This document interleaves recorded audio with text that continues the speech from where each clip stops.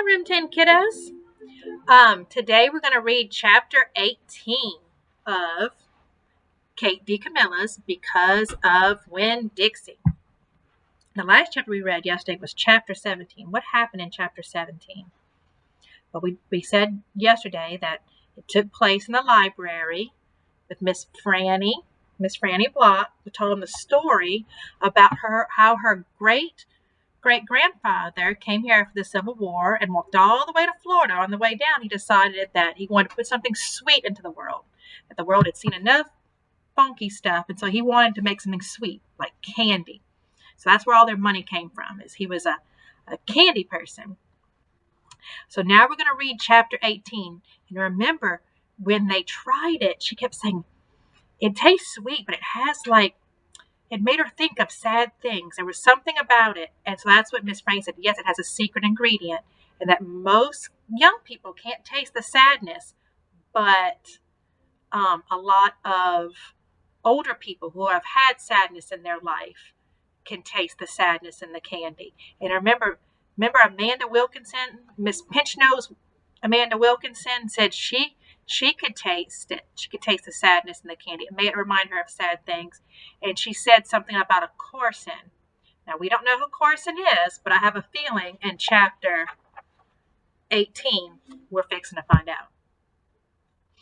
Okay, so they left the library. Remember, she took a candy for Miss Gloria, and she took a candy for her daddy when she left the library. When we got to Gloria Dump's, I told her I had 2 surprises for her and asked which one she wanted first, the small one or the big one. The small one, said Gloria. I handed her the litmus lozenge, and she moved it around her hands, feeling it. Candy, she said. Yes, ma'am, I told her. It's called the litmus lozenge. Oh, Lord, yes. I remember these candies. My daddy used to eat them. She unwrapped the litmus lozenge and put it in her mouth and nodded her head. Do you like it? I asked her. Mm-hmm. She nodded her head slowly. It tastes sweet, but it also tastes like people leaving.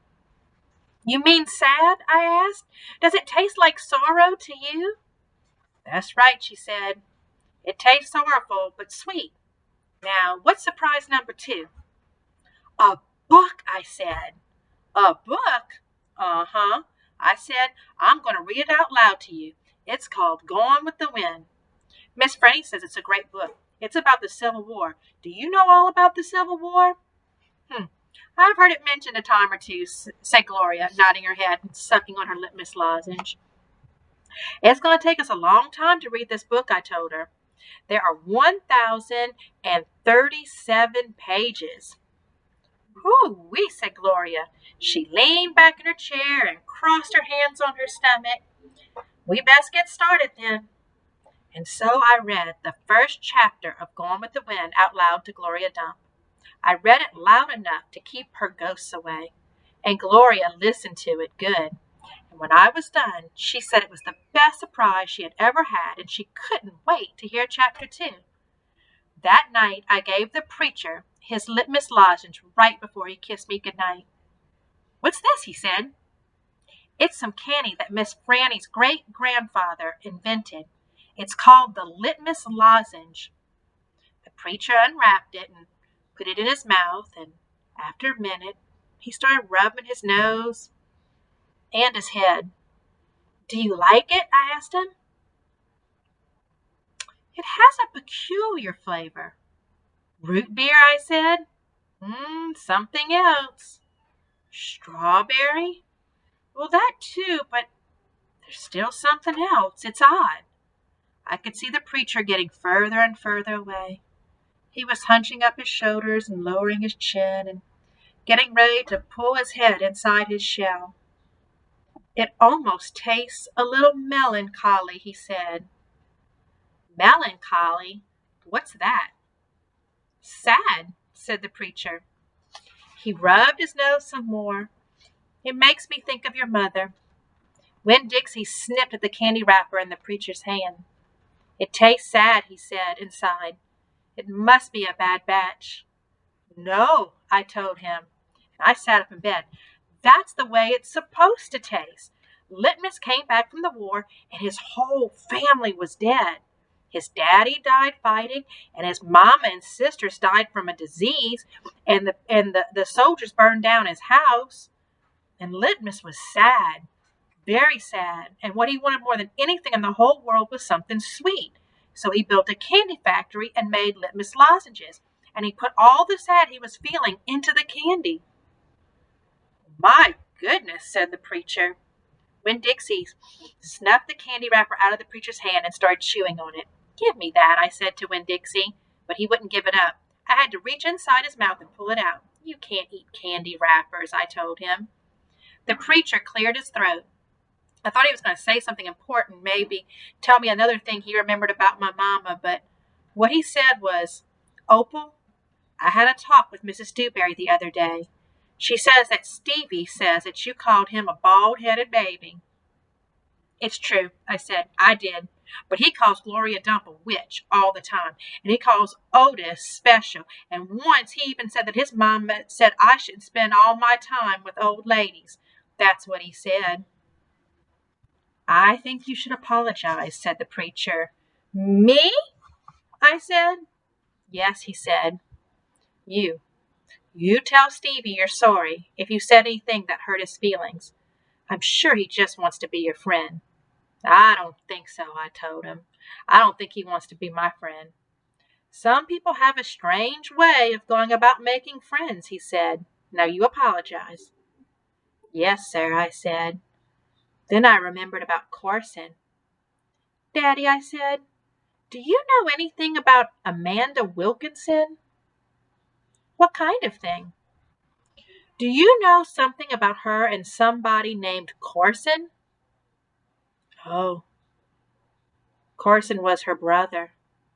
He drowned last year. He's dead? Yes, said the preacher. His family is still suffering a great deal. How old was he? 5, said the preacher. He was only 5 years old.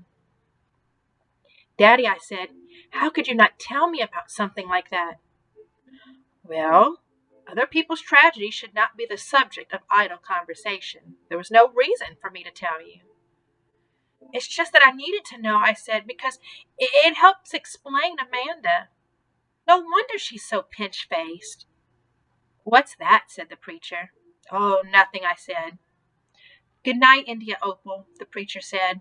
He leaned over and kissed me, and I smelled the root beer and the strawberry and the sadness all mixed together on his breath.